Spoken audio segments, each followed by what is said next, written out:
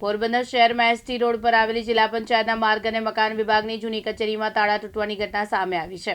ગત મોડી રાત્રે બંધ કચેરીના કાંટા તૂટતા સરકારી કચેરીની સુરક્ષા વ્યવસ્થા પર સવાલો ઊભા થયા છે. એસટી રોડ પર આવેલી માર્ગ અને મકાન વિભાગની જૂની કચેરીના અજાણ્યા તત્વોએ ઘૂસણખોરી કરી કચેરીના તાળા તોડી નાખ્યા હતા. સવારના સમયે કર્મચારીઓ કચેરીના પહોંચેલા તૂટેલા તાળા અને વ્યવસ્થિત સ્થિતિ નજરે પડતા તાત્કાલિક કમલાબાગ પોલીસને જાણ કરવામાં આવી છે.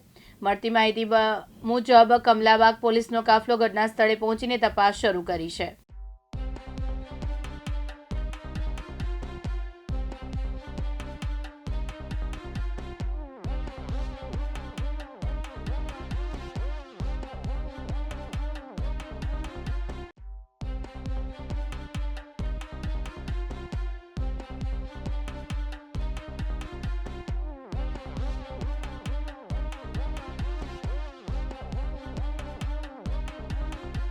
અશ્વિન ઠકરાર, દિવ્યાંગ ન્યૂઝ, પોરબંદર.